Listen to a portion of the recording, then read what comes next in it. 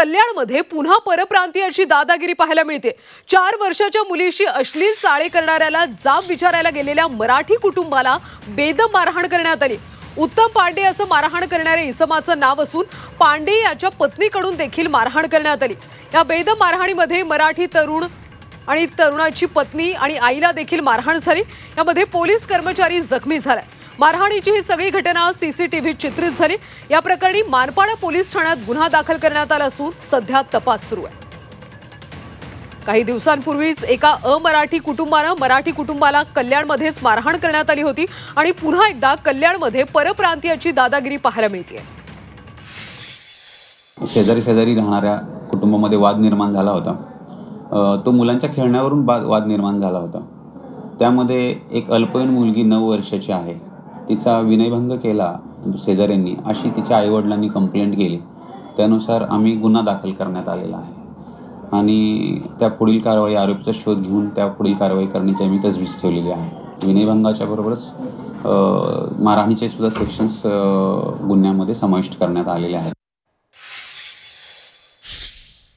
आणि नेमकी काय घटना घडली या संदर्भात अधिकची माहिती घेऊयात आमचे कल्याणचे प्रतिनिधी आतिश भोईर यांच्याकडून। आतिश, खरं तर काही दिवसांपूर्वीच अशीच घटना घडली होती आणि त्यानंतर पुन्हा एकदा परप्रांतीयांची दादागिरी सध्या पाहायला मिळते। पोलिसांनी नेमका काय तपास केला, कुणावर अटकेची कारवाई झाली आहे का? कल्याण पश्चिममध्ये काही दिवसापूर्वी गेल्या बुधवारीच परप्रांतीय मराठी हा वाद झाला होता आणि तो वाद जो होता तो पूर्ण अधिवेशनामध्ये देखील तो गाजला होता। आणि काल जे आहे कल्याण पूर्वेमध्ये अशा प्रकारची घटना घडलेली आहे। कल्याण पूर्वेमध्ये जो उत्तम पांडे आहे आणि त्याची जी पत्नी आहे त्या लोकांनी जे मराठी कुटुंब आहे त्यांना बेदम मारहाण करण्यात आलेली आहे। त्याच्या आईला देखील मारहाण करण्यात आलेली आहे। त्यांना दोघांना देखील हॉस्पिटलमध्ये ठेवण्यात आलेला आहे। उपचार त्यांच्यावरती सुरू आहे।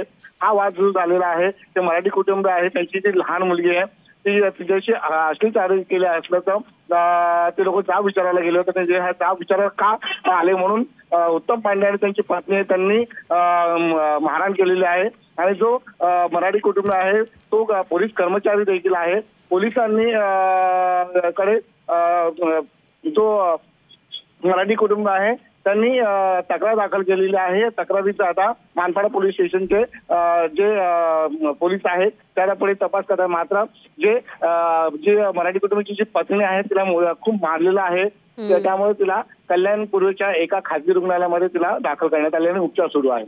धन्यवाद आतिश या सगळ्या सविस्तर माहितीसाठी।